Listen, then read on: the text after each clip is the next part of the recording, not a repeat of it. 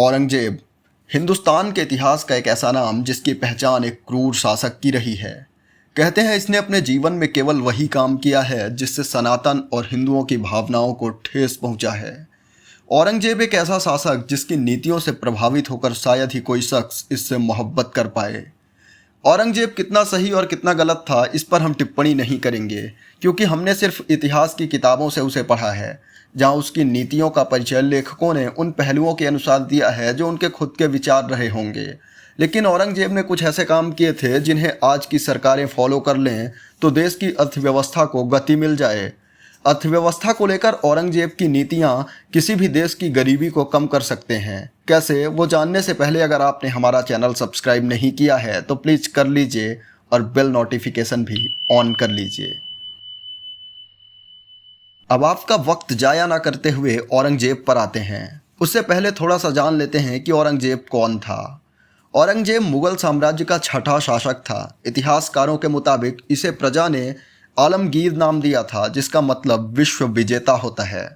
औरंगजेब ने 1658 से अपनी मौत होने तक यानी 1707 तक देश में हुकूमत की। औरंगजेब को बुंदेला वीर छत्रसाल ने मारा था। आलमगीर यानी औरंगजेब सभी मुगल शासकों में सबसे अधिक नापसंद किया जाता है। इसका कारण इसकी क्रूर नीतियां थीं। लेकिन इसने देश की अर्थव्यवस्था को बनाए के रखने के लिए जिन नीतियों को अपनाया था वो सुनकर आप इसके कायल हो जाएंगे। चलिए शुरू करते हैं। दरअसल औरंगजेब को सत्ता बड़े संघर्षों के बाद मिली। कुछ इतिहासकार बताते हैं कि इसे सत्ता का मोह नहीं था, बल्कि ये बहुत ही धार्मिक आदमी था। औरंगजेब शाहजहां की बेटी का पुत्र था, जिसे शाहजहां ने गुजरात का सूबेदार नियुक्त किया था और उसके भाई दारा शिकोह को अपना उत्तराधिकारी बनाने की तैयारी में था। बात है 1652 की, जब गोलकोंडा और बीजापुर की लड़ाई में सूबेदार औरंगजेब का प्रदर्शन काफ़ी अच्छा रहा। लेकिन युद्ध के निर्णायक क्षण में शाहजहां ने अपनी सेना वापस बुला ली। शाहजहां ने ऐसा दारा शिकोह के करने पर किया। बस इसी बात की चिढ़ ने औरंगजेब को शासक बनने पर मजबूर कर दिया। अब औरंगजेब उस मौके का इंतजार करने लगा जब वो शासक बनेगा, और वो मौका आया सन 1657 में, जब शाहजहां ऐसा बीमार हुआ कि लगने लगा अब बचना मुश्किल है। उसके बाद दारा, शाह शुजा और औरंगजेब के बीच सत्ता का संघर्ष शुरू हो गया। शाह शुजा कमज़ोर था और उसने बर्मा में शरण लेने पहुंच गया। कहते हैं 1658 में औरंगजेब ने शाहजहां को बंदी बना लिया और खुद को जबरन शासक। चिढ़ के कारण अपने भाई दारा को विश्वासघात की सज़ा देते हुए फांसी पर चढ़ा देने का हुक्म सुना दिया और बन गया मुगल साम्राज्य का छठा शासक। औरंगजेब के हाथ सियासत तो आ गई, लेकिन उसे कंट्रोल करने के लिए जो चीज़ चाहिए होती है वो नहीं मिली, और वो चीज़ थी धन। उसके खजाने में धन की कमी से उसका राज्य आर्थिक मंदी का शिकार हो गया। प्रजा और सेना भुखमरी की कगार पे थे।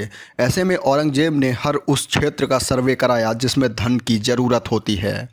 सर्वे की रिपोर्ट से पता चला कि राज्य में ऐसी कई परंपराएं हैं जहां धन का दुरुपयोग हो रहा है। जैसे तुलादान, यानी जन्मदिन में लोग अपने वजन के बराबर सिक्कों को से खुद को तौलते थे। उसने फ़ौरन तुलादान पर रोक लगा दी। उसने पाया कि गीत संगीत में लोग फिजूल पैसे खर्च कर रहे हैं, इसलिए उसने राज्य की आर्थिक स्थिति ठीक होने तक संगीत पर रोक लगा दी।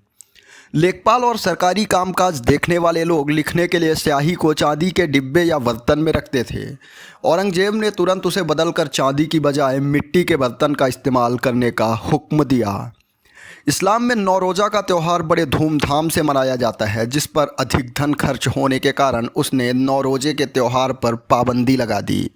सिक्कों पर कलमा लिखे होते थे, उस पर उसने रोक लगा दी।